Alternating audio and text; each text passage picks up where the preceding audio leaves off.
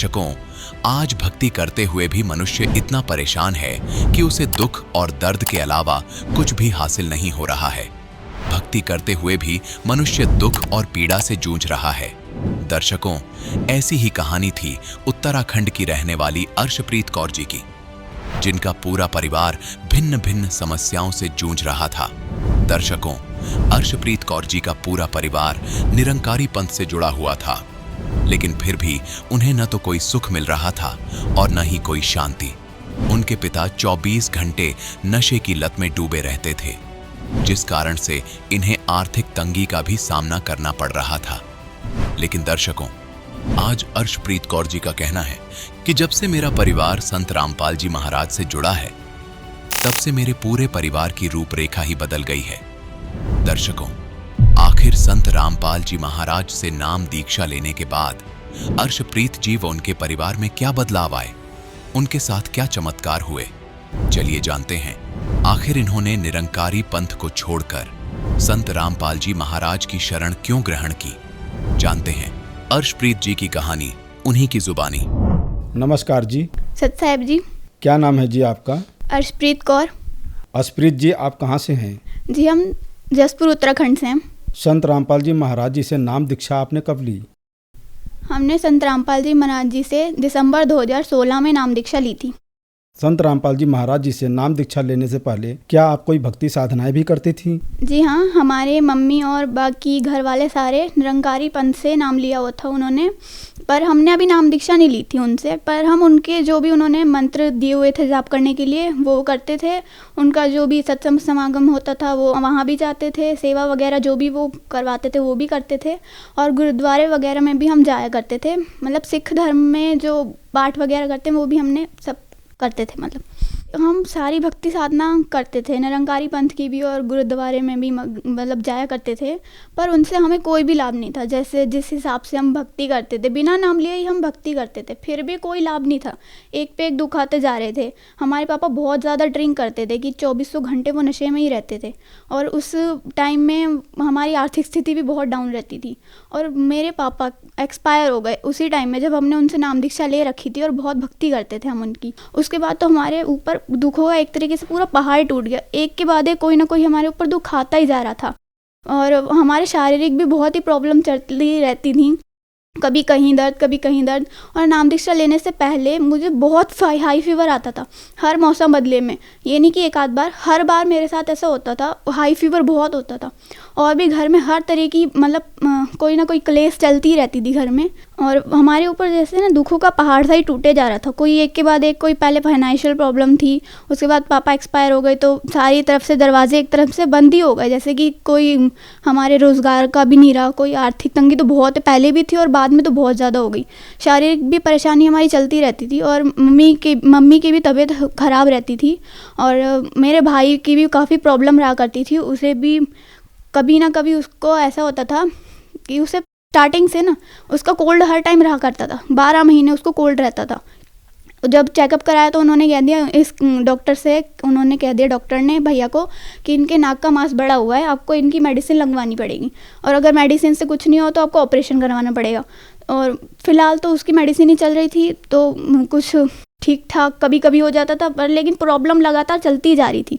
और उसके बाद भी हमारे घर में कोई ना कोई क्लेश किसी बात से, छोटी छोटी बातों पर चलता रहता था, और कई बार तो छोटी छोटी बातों से ना बहुत डिप्रेशन की भी प्रॉब्लम रहा करती थी। जबकि छोटे बहुत थे हम, फिर भी बहुत ही डिप्रेशन रहा करता था घर में, मम्मी को भी, मुझे भी, और घर वालों को भी, हर तरफ से मतलब तंग ही थे हम। संत रामपाल जी महाराज की शरण में हम ऐसे आए कि हमारे नाना जी को ना गुरु जी के एक शिष्य मिले थे, संत रामपाल जी महाराज के शिष्य मिले थे। तो उन्होंने उनको कहा था कि आप संत रामपाल जी महाराज के सत्संग सुनिए, वो बहुत ही अच्छा ज्ञान देते हैं। तो नाना जी ने उनके सत्संग सुने, उनको समझ आया, और उन्होंने बरवाला आश्रम से, संत रामपाल जी महाराज के बरवाला आश्रम से नाम दीक्षा ले ली। और जब वो नाम दीक्षा लेके आ गए तो वो हमें भी बहुत कहा करते थे कि तुम जो भक्ति करते हो वो सही नहीं है, यहाँ से नाम दीक्षा ले लो, यहाँ पर सर्व सुख मिलेंगे। पर लेकिन हमारी मम्मी ने तब ध्यान नहीं दिया। उन्होंने हमें ज्ञान गंगा बुक भी थी पुस्तक, वो भी हमारे घर में साल 1.5 साल पढ़ी रही, पर किसी ने उठा के पढ़ी नहीं वो। उस टाइम पे फिर जब हमारे पापा एक्सपायर हो गए तब मम्मी अकेली सी बैठी हुई थी, तो उन्होंने उठा के वो ज्ञान गंगा पुस्तक पढ़ी और उसमें जो सब बता रखा था कि जिन हम देवी देवताओं की या जिस भी गुरुद्वारे वगैरह में हम भक्ति करते हैं उनसे हमें कोई लाभ नहीं होगा। तो इस चीज़ से मम्मी को काफ़ी लगा कि हमने आज तक जो भी करा इससे हमें इसी वजह से लाभ नहीं मिला।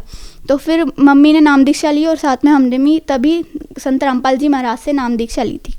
संत रामपाल जी महाराज जी से नाम उपदेश लेने के बाद क्या आपको कोई लाभ भी मिले? जब पापा की डेथ हो गई, पापा एक्सपायर हो गए, उसके बाद हमारे घर में काफ़ी फाइनेंशियल प्रॉब्लम हुई। पर संत रामपाल जी महाराज से जब हमने नाम दीक्षा ले ली तो उनसे हम संत रामपाल जी महाराज से हमने अरदास की कि हमारे घर में अब किसी भी तरीके से अब कोई मतलब आर्थिक स्थिति बहुत डाउन है। तब हमारी मम्मी खुद ही करती थी सब कुछ, तो आज की डेट में पिछले से भी ज़्यादा, पहले से भी ज़्यादा अब हमारी आर्थिक स्थिति बहुत ठीक है। और पहले मेरे भाई का जैसे मैंने बताया कि उसके नाक का मांस बढ़ा हुआ था, उसको ऑपरेशन बताया था डॉक्टर ने, साइनस की बीमारी थी उन्हें, जिस वजह से उनको ऑल टाइम कोल्ड रहा करता था। तो उन्होंने जो मेडिसिन दी हुई थी ना वो हम ऑल टाइम डालते थे पर लेकिन कुछ नहीं होता था। संत रामपाल जी महाराज से नाम दीक्षा लेने के बाद ना तो उसने वो दोबारा मेडिसिन ली और ना ही ऑपरेशन कराया, वो एकदम से अपने आप ही ठीक हो गई सिर्फ नाम दीक्षा लेने के बाद।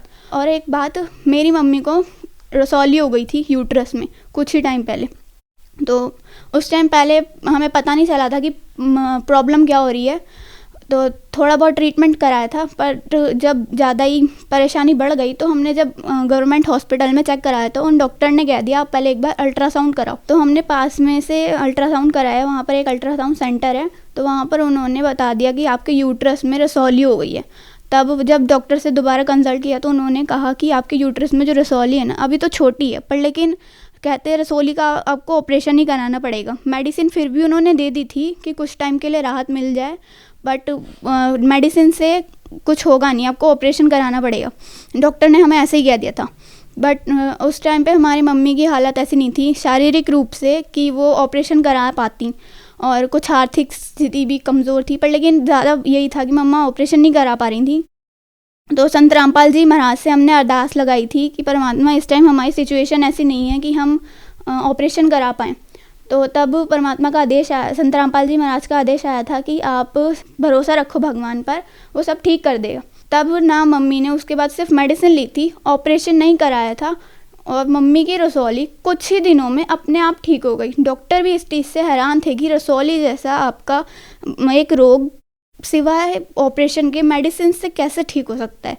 तो हम संत रामपाल जी महाराज की कृपा से तब मम्मी की रसौली भी ठीक हो गई, और डॉक्टर्स को हमने बताया कि ऐसे ऐसे हमने संत रामपाल जी महाराज से नाम दीक्षा ले रखी है, तो इस वजह से हम ठीक हो गए। ये आप देख सकते हैं मेरे राइट हैंड में वो रिपोर्ट है जिसमें मम्मी ने पहले रिपोर्ट कराई थी, तो अल्ट्रासाउंड कराया था तो उसमें रसौली आई थी। ये मेरे राइट हैंड में वो रिपोर्ट है, आप देख सकते हैं इसमें मेरी मम्मी की यूट्रस में रसौली आई थी। और ये मेरे लेफ़्ट हैंड में वो रिपोर्ट है जो मम्मी ने कुछ टाइम बाद संत रामपाल जी महाराज से प्रार्थना लगाने के बाद, संत रामपाल जी महाराज की कृपा से अब मम्मी की यूट्रस में जो रसौली थी वो एकदम ठीक हो गई थी। ये उसकी रिपोर्ट है मेरे लेफ्ट हैंड में। जबकि डॉक्टर ने कह दिया था कि आपकी मम्मी के यूट्रस में जो रसौली है वो बिना ऑपरेशन के ठीक नहीं हो सकती, आपको इसका ऑपरेशन ही कराना पड़ेगा।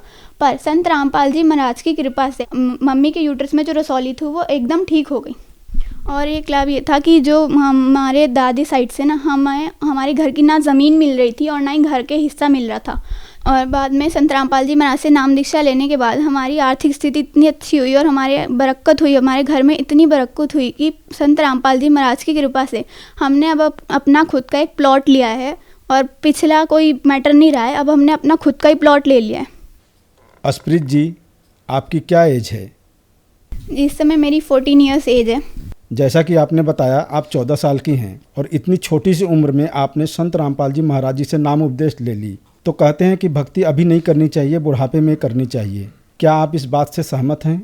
जी नहीं, जो लोग ये कहते हैं ना कि भक्ति बुढ़ापे में ही करनी चाहिए, उन लोगों से एक प्रश्न है कि अगर हमारे डेथ पहले ही हो जाए, बुढ़ापा हमारे ऊपर आए ही ना, तो हम भक्ति किए बगैर ही चले जाएंगे। और गीता जी में और सब वेदों में लिखा है कि आपको मनुष्य जन्म मिला है तो आपको अपने आत्मा के मोक्ष के लिए मिला है, कि आपको मनुष्य जन्म अपने मोक्ष के लिए मिलता है। तो अगर हमारे मृत्यु पहले ही हो जाती है तो हमारा बुढ़ापा तो आया नहीं, हमने भक्ति तो की ही नहीं, तो हमने ना अपने सदग्रंथों की मानी, ना ही उन संतों की मानी जिन्होंने पहले कहा था कि भक्ति आपको तभी कर लेनी चाहिए, शुरू कर देनी चाहिए जब आपको पूर्ण गुरु मिल जाए। तो इसलिए हमने छोटी सी उम्र में ही संत रामपाल जी महाराज से नाम दीक्षा ली है। जो लोग कहते हैं कि ये खेलने की कूदने की उम्र है, मेरी उम्र तब 6 या 7 साल की थी जब मेरे ऊपर दुखों का बहुत बड़ा पहाड़ टूटा पड़ा था।